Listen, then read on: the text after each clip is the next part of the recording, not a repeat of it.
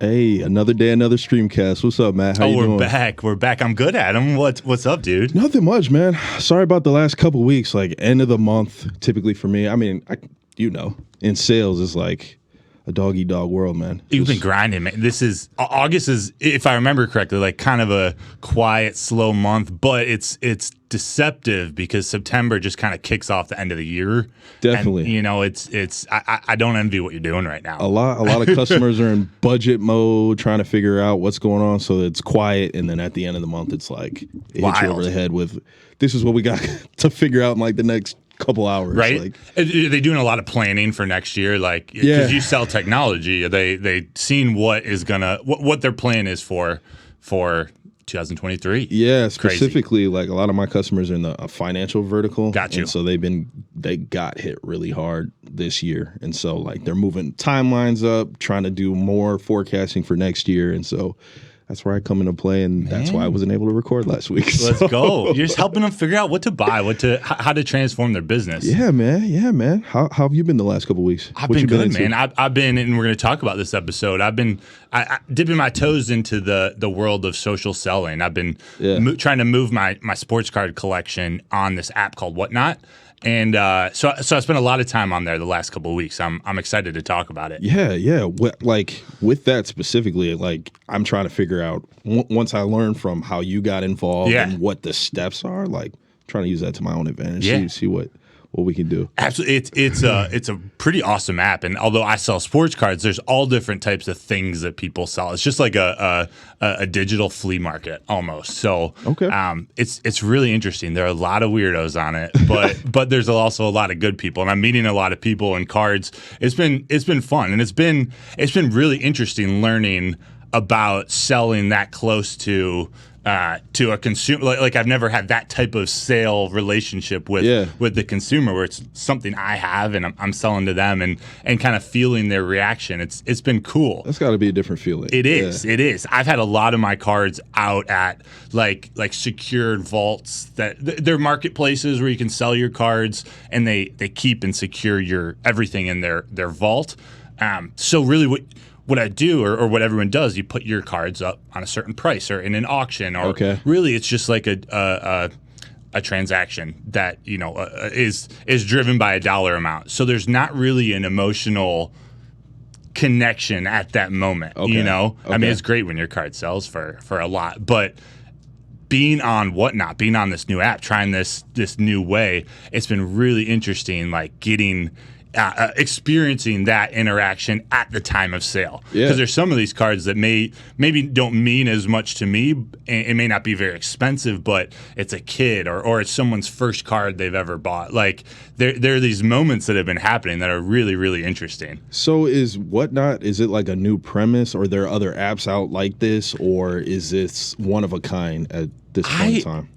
I think it's kind of one of a kind. I mean, it's somewhat eBay. I don't want to put it in the eBay category, but it's an online marketplace, but it's a bunch of individuals or a bunch of companies live streaming their sales. So like literally I'm holding cards in front of the camera and I'm talking to people, and we're either negotiating or I'm putting them up for bids. But there are people selling used clothes. There are people selling memorabilia and different things. That's what I was going to ask. It's primarily for cards, but it doesn't sound like. Yeah, it actually started, Funko Pop? No. I don't know much about it, but it's some type of collectible. It's like a new figurine type collectible. Oh, actually, I do. You know what I'm talking about? Yeah. That's how. I didn't know that's what it was called, but as you explained it, started. I think that's how it started. Like the founders were all into Funko Pop and realized there's no real way to like search and have a catalog of all these. So it literally started with Funko Pop. They built a catalog where they could then sell, directly to their people.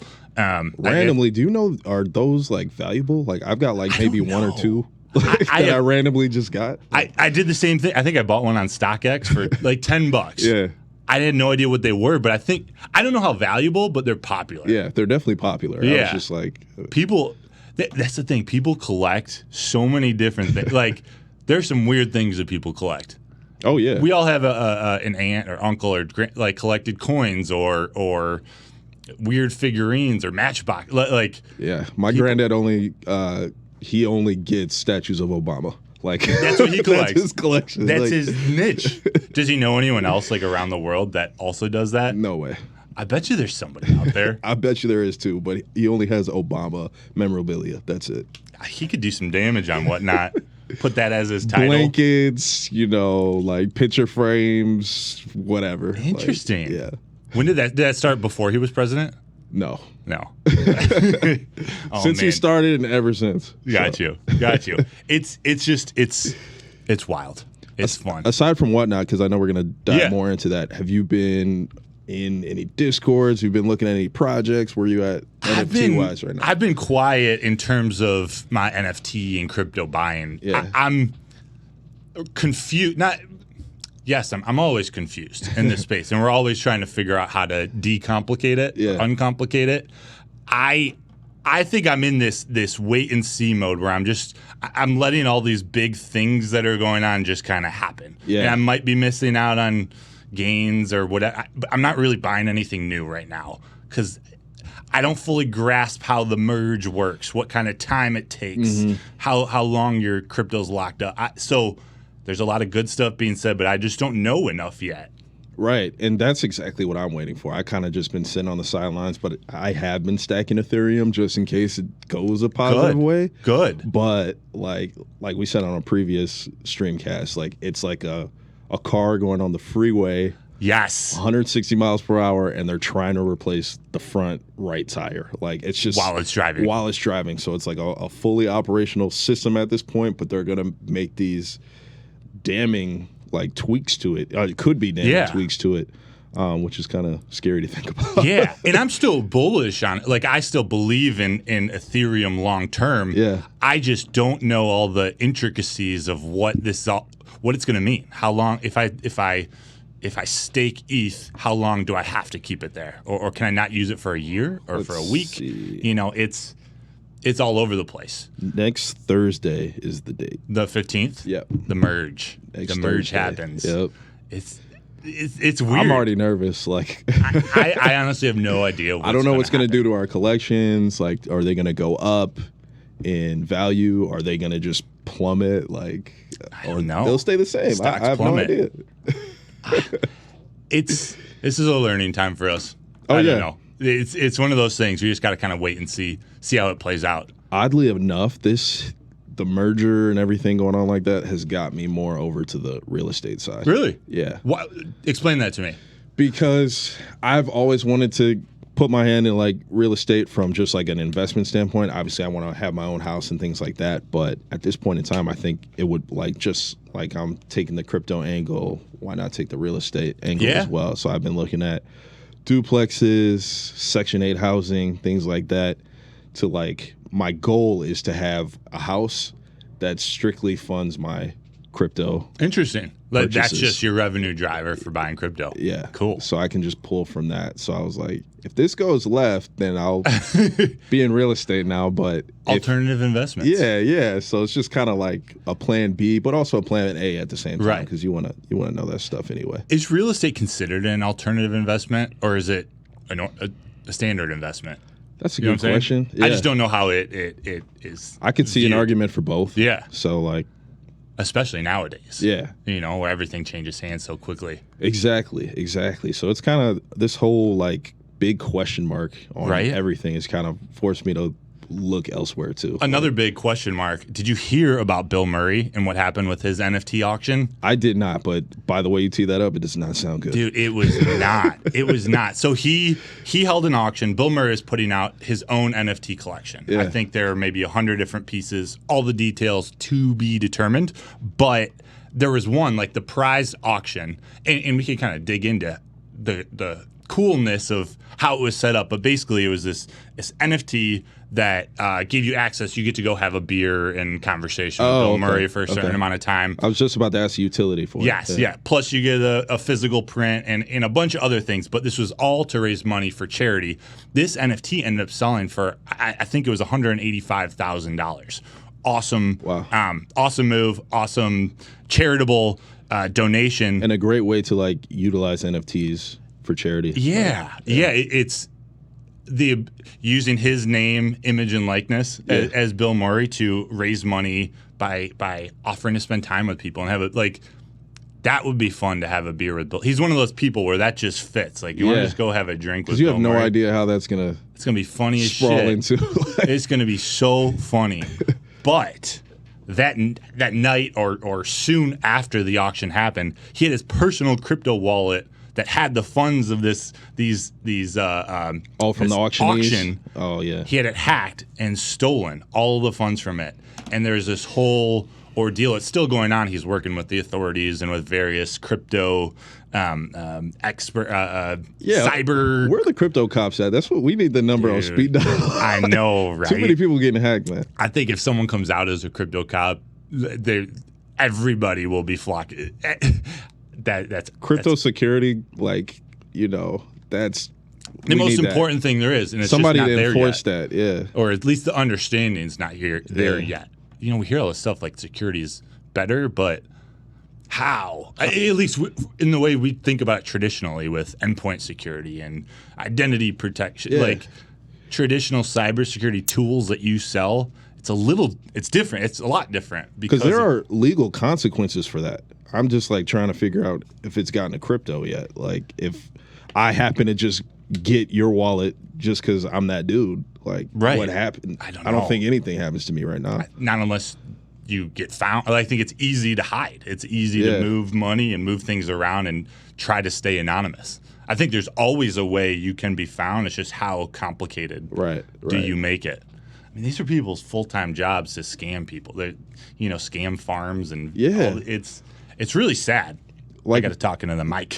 Like my man who he started his own show.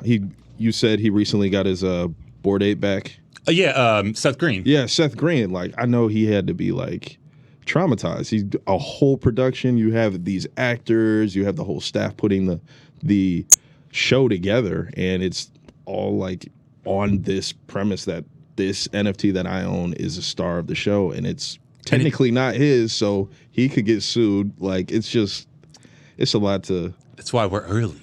It's why we're early. It's why Rick Ross wants us to show us. Show us. Yeah, man. We need to play that clip eventually, but it might have to come back in episode 11. Yeah. But like this all just keeps pointing me to we all need to whatever you subscribe to is Ledger, some other company, but you need to put your assets into something tangible. I still haven't done that yet because I'm personally terrified. I know you and I have had conversations. You're saying like move it to a ledger, move it like more security for your digital wallet. Yeah, because like if that would have never happened to Bill Murray, you know what I'm saying? If like everybody who donated or in this auction, like the funds are in his back pocket versus just in cyberspace that somebody can obviously have access to because they did. And think about how the type of drama that headline caused and how many people. Now we finally have a legit human and Bill Murray as charitable move and scam hack controversy. Like when this happens, it hurts. It hurts. It hurts everybody. We feel it. And like we know that it's not all scams and hacks and like there's a lot of awesome like good stuff going on, but like the majority of people are going to see that and not get interested. Now it validates their opinion. Like, oh, this is a scam, or I'm going to get hacked, or like this is all some bullshit. Like, if it could happen to Bill Murray, it's definitely going to happen to me. So 100%, he's got all the resources. Like it's sad, but I think that also brings the conversation back to controlling your own stuff, like having ownership of your money and wallet and security, but also like. In terms of what now? In terms of what I'm like selling directly to people, like not removing as much friction in between what you're trying to accomplish and what's happening as possible. Yeah, and I don't know if you can look at this in a positive light, but the fact that there are so many scams, like the value is out there. You know what I'm saying? And people are going to figure out a way to get it. And so like that's kind of on the flip side, like that's true. This is something that is working for people who have already figured out how to finesse the system, but that's not always going to be in play. But few people try to scam a system that's not legit. Like you know what I'm saying? Yeah. Like if NFTs are a scam, why are people working so hard to steal NFTs or crypto? You know what I'm saying? Yeah. So it does bring some type of like a little bit of validation to it. Like okay. something's legit here because there are bad actors. You know, like people want what we have. So I guess you can sleep a little easier. Because like a couple weeks ago, and we should have talked about this last week, but sales screwed me anyway. But Snoop and Eminem, they did the VMAs, and the whole thing was their Bored Apes. It was them performing, right? Yeah, so it was their Bored Apes performing. So like those type of eyeballs on that, and we've already talked about that, like being used in future concerts and other concerts like that. Like people are having some sort of representation of some sort of idea about how NFTs could be used, and also probably like putting that battery in the back of the scammers, like, oh yeah, this shit 100% is legit. So everyone's trying things. And I heard a good analogy one time, and I haven't listened to it myself because I haven't moved my crypto to a ledger yet. Also, I probably shouldn't talk about that live on air, but such is life. We're for the people, so you're on this journey with us. If we get hacked, we get hacked. We'll talk about it. Makes better content anyway. Seriously. Someone had said that just keeping your funds in your MetaMask, your first layer of digital wallet, is like keeping all of your money under your mattress, like cash under your mattress. Yeah. You put your cash in banks. You protect it. Like in traditional financial security, you take those extra layers to make sure your shit's covered. But there's just something about that digital move that intimidates me. Yeah, I'm with you. And I know it's right though. It is the right move. It's just, but we've heard the horror stories of people moving their entire portfolios over to a ledger or some other tangible wallet and forgetting a password, misplacing the freaking wallet itself, or it gets stolen, or you were moving and who knows what happened to it. So like that's what I'm reserved from, like keeping it in a safe space and knowing all the information necessary to it, because if you miscalculate like your password a few times, that shit is gone. Right. So it's like, and or if you prey on hype, like the bad actors are preying on hype or using hype and emotion to get to you. This happened last night. I'm a holder of Mumbot, the artist Mumbot. We've talked about her in the past. Shout out Mumbot. Being a holder of a number of her tokens allowed me to get 2 whitelist spot or enter a raffle for an allow list spot for another project that seemed, I usually don't enter them, but like it seemed like a really legit one with really good partners and people. But wait, is this a project she's doing, or is this somebody she's partnered with? Like, hey, you can get some whitelist spots. It's someone she's partnered with, and she's involved in a collab with them. It's like an artistic collaboration with this guy's got his own stuff, but then there's like 5 or 6 collabs, and Mumbot's one of them. Okay. So he's giving 2 whitelist or allow list spots to Mumbot holders of certain pieces. Sweet. Okay. Pieces that I would qualify for. And Mumbot put this message out last night. It was like yesterday evening, explaining if you're holders, go to this pre-mint link, which is a site where basically we go and verify. We have to connect our wallet and verify that we have certain assets that we say we do, so they can enter us into this raffle.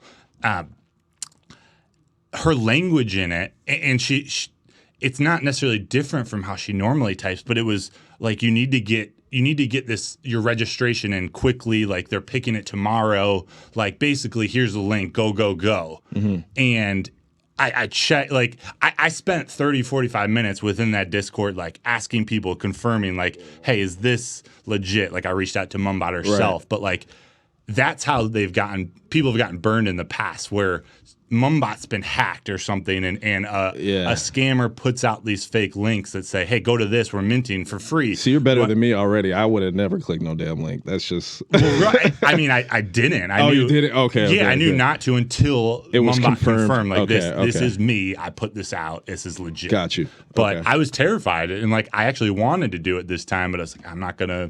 It's not worth it. Yeah. But man, emotion, it gets to you. No, absolutely, man. Like that's just... That automatically gives me anxiety just thinking about like, oh no, I definitely earned a whitelist spot, and then it's just a scammer just pretending like with the best camo ever, like it's legit. So did she confirm that herself? Yeah. Okay, sweet. Yeah. Sweet. So again, I mean, even then, still like 99% You never know, but who knows?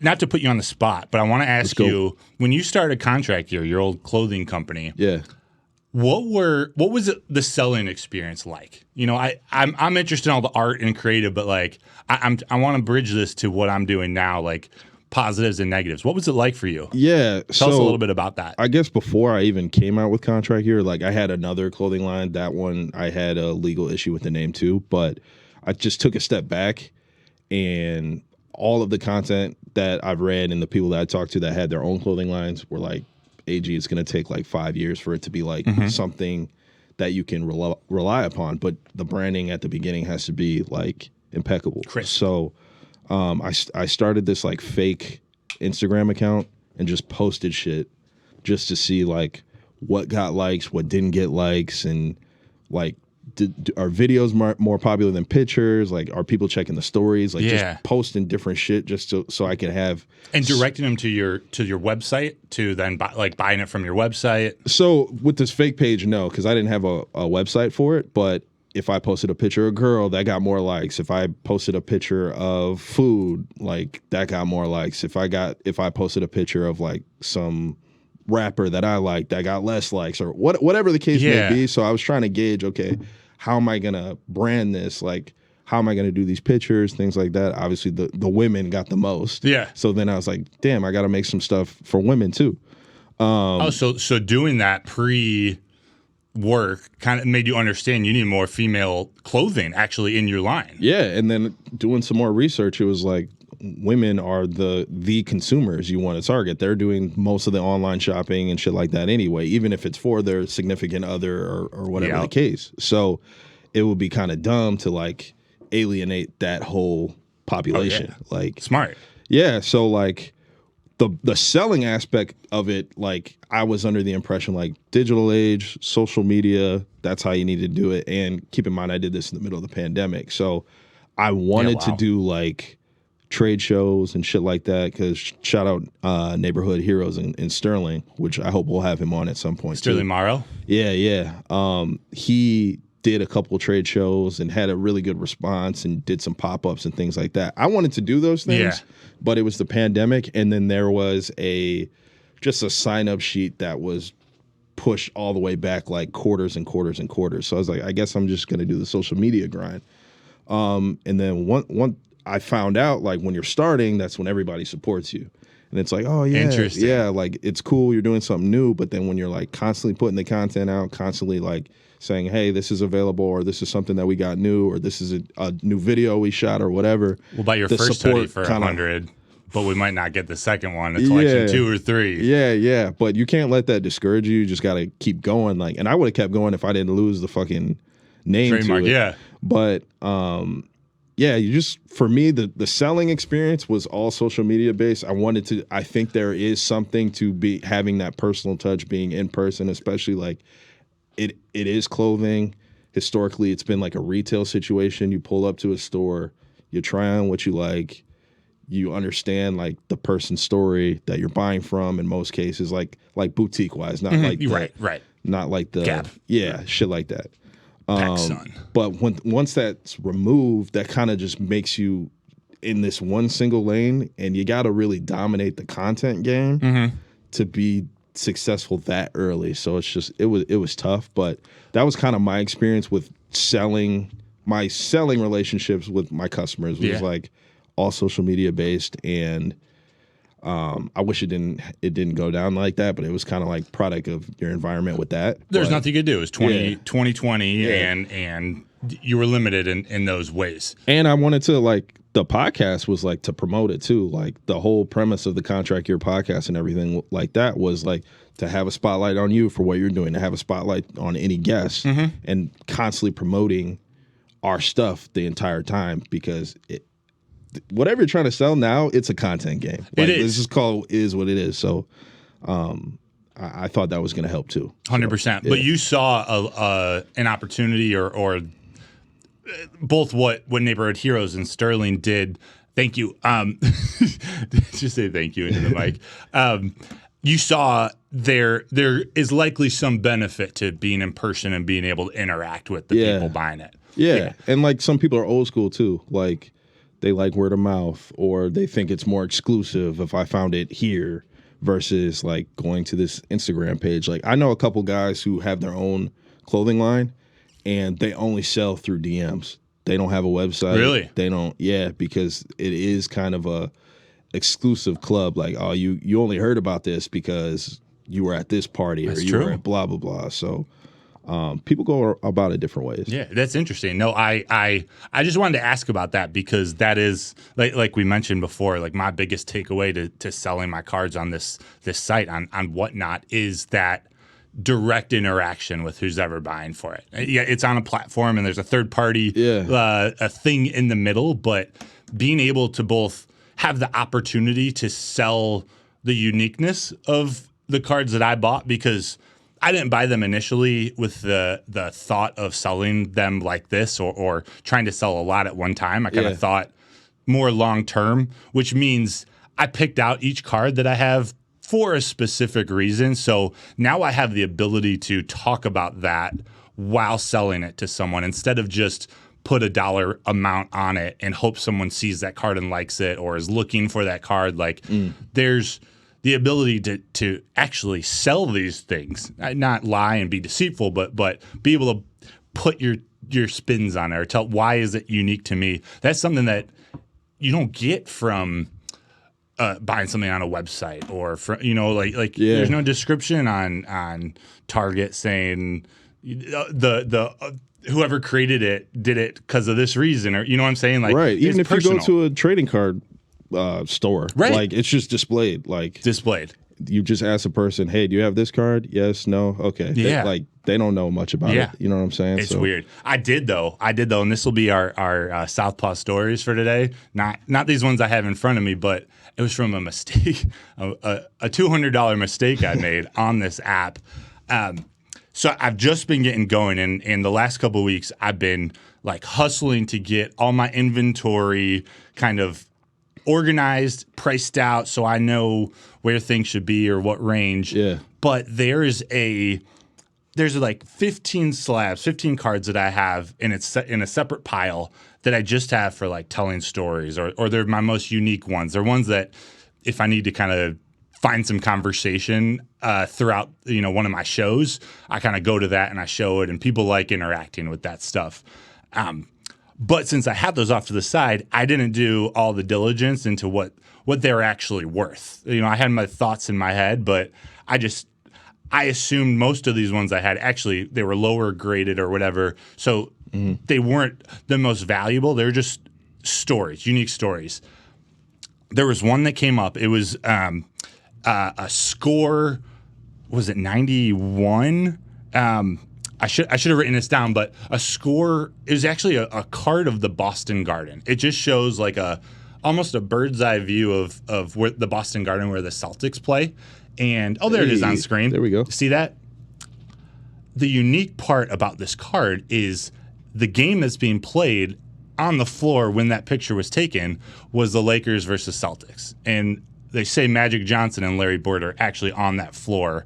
The card isn't for Magic Johnson or Larry Bird, but they're playing like during the game in that. Yeah. So kind of unique. I thought the one I had, it was a $10 card. Like I thought there were thousands of them or whatever.